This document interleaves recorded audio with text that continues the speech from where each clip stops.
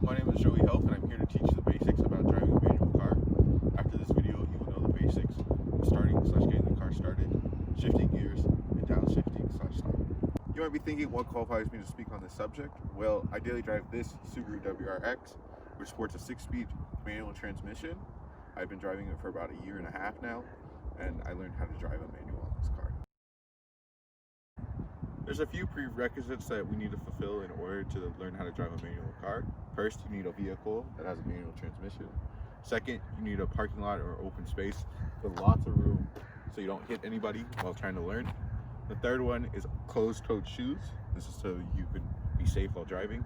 And then the fourth is patience. It's going to take a while to learn how to drive a manual, so you need to be patient.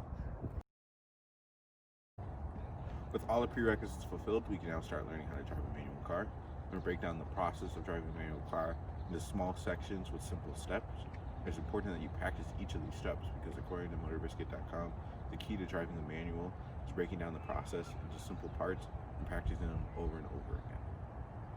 Starting off with the basics, the first step in order to drive a manual is getting into a comfortable sitting position. You want to be in a sitting position where you can put the clutch, which is the third pedal on the left, all the way down.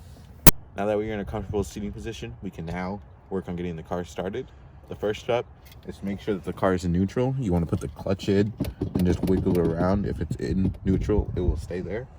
The next step is to put the clutch all the way in. With the clutch all the way in, you can have your key, put it in, and turn it right there. Still clutch down, and release the clutch within neutral.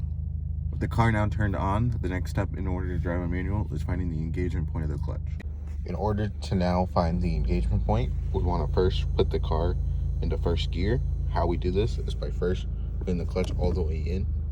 Next, we want to move the shifter right, and then all the way up. It is now in first gear. With the car now in first gear, we will be able to find the engagement point of the clutch.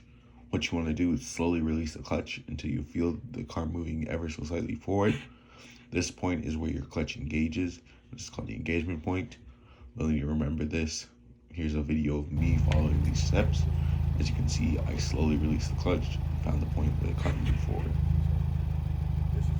Now that we have found the engagement point of the clutch, we want to figure out how much gas we need to put in so that we can hold the car at about 1.5 to 2K RPMs. So what you want to do is slightly put on the gas pedal and see how much pressure you need to apply in order to get to this 1.5 to 2000 mark. Now that we have found both the engagement point of the clutch and how much pressure we need to hold the gas pedal to get the car to 2K RPMs, we need to put these steps together in order to get the car moving. Here is a video of me combining these steps. As you can see, I slowly release the clutch until the car starts moving. Then once I'm at the engagement point, I add a little more gas and the car rolls forward. Once the car is moving, continue to slowly release off the clutch. Do not let off the clutch quickly, and do not floor the gas while slowly releasing the clutch. These two things can be very problematic because according to autobutler.com, this is called riding the clutch. And riding the clutch pushes the pressure pad onto the clutch plate and causes unwanted friction, therefore wearing out your clutch faster. And also releasing the clutch fast causes the car to jerk and stall, and that can cause a very unpleasant ride. You want to repeat the step where you combine the engagement point and adding the gas and moving the car forward again and again. It is important to drill this concept down because it is one of the key components that allows you to drive a manual car. Okay, great. We are in first gear and we are cruising along. But oh no, we're getting to higher RPMs. How do we switch gears? Well, when you want to switch gears, you want to follow 3 simple steps. The first step is you want to put the clutch in. The next step is you want to switch to the appropriate gear. So that will be second for me. And then third, you want to slowly release the clutch and add gas. Now you are in the next gear. You learn how to upshift when accelerating. So now I'll teach you the basics of how to downshift, which is utilized while decelerating. To downshift properly, you want to follow 3 simple steps. The first step is to put the clutch in. The next step is to downshift to the next appropriate gear. So if you were in 4th gear, you want to go down to 3rd gear. And then the next step is to slowly release off the clutch and add a little more gas. You want to make sure that you Don't add too little gas, or those will cause the car to jerk. While these steps might not sound too difficult, you really need to practice in order to pull off successful downshifts.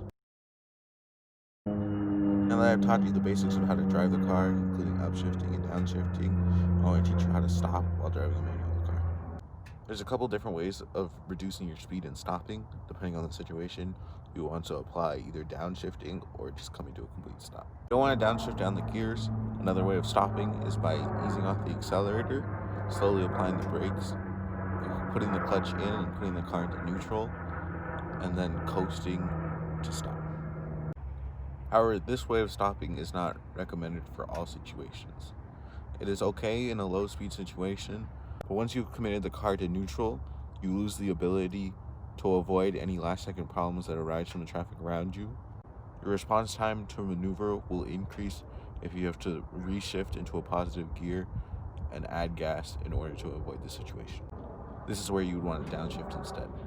According to GoFar.com, some other benefits of downshifting when slowing down is it reduces fuel consumption. This is because the engine doesn't burn fuel when downshifting, it only burns fuel when you push the accelerator. When you downshift to reduce speed, the engine essentially stops burning all fuel, which makes it better than coasting in neutral because an idling engine still burns fuel. Downshifting also reduces brake wear. Engine braking spares your brakes and keeps them from overheating. So when it is possible, downshift instead of just coasting in neutral and coming to a stop. From this video, you'll learn how to drive a manual. You've learned the basics of how to get the car started, how to upshift, how to downshift, and how to stop. It is important to drill each of these concepts by practicing each individual step. By practicing each of these steps, you too can be a confident and capable manual driver.